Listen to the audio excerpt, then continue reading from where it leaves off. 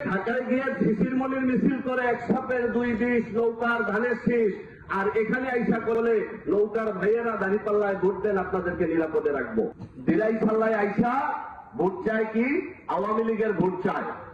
দিরাইশাল্লায় তো জামাত ছিল না, তারা এখন যে কোলে কৌশলে আওয়ামী লীগকে হাতে নিয়েছে। কিন্তু আপনাদেরকে বলি, ঢাকায় আবার এই শিশির মনির মিছিল দেয়। আমি আওয়ামী লীগের ভাইয়েরা যদি কেউ শুনে থাকেন তাদের উদ্দেশ্যে বলি, ঢাকা এই দিরাইশাল্লায় এসে আওয়ামী লীগকে কনভিন্স করে ভোটের জন্য, আর ঢাকায় গিয়ে মিছিল দেয় কি জানেন আপনারা? এক সাপের দুই বিষ, নৌকার ধানের শীষ। ঢাকায় গিয়ে শিশির মনির মিছিল করে এক সাপের দুই বিষ, নৌকার ধানের শীষ, আর এখানে আইসা করলে নৌকার ভাইয়েরা দাঁড়িপাল্লায় ভোট দেন, আপনাদেরকে নিরাপদে রাখবো। এটা কি মুনাফিকি না? এটা কি প্রতারণা না? আমি আওয়ামী লীগের ভাইদের উদ্দেশ্যে বলবো, অতীতে কি হয়েছে না হয়েছে, আমরা বিএনপি একটি উদার গণতান্ত্রিক দল। আমরা সবকিছু ভুলে গিয়ে এখান থেকে আমরা আপনাদেরকে নিশ্চয়তা দিতে চাই, আওয়ামী লীগের কোন নিরহ নেতা কর্মী ভবিষ্যতে নাসিরউদ্দিন চৌধুরী যদি সংসদ সদস্য নির্বাচিত হন, তাহলে আওয়ামী লীগের কোন নিরহ নেতা কর্মী আর পুলিশি হয়রানির শিকার হবে।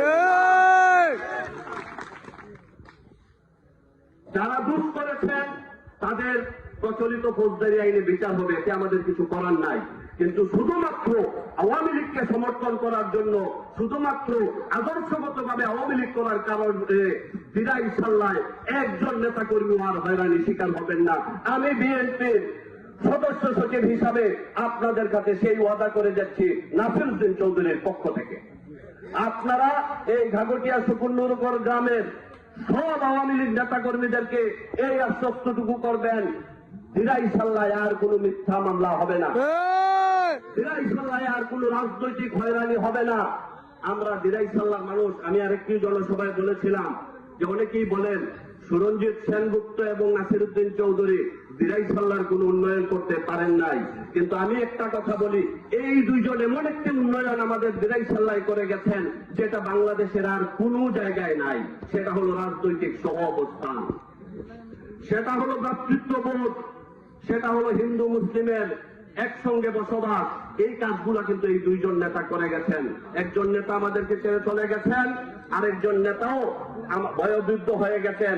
এই নির্বাচনের পরে আর আপনাদের কাছে ভোট চাইতেও আর আসতে পারবেন না।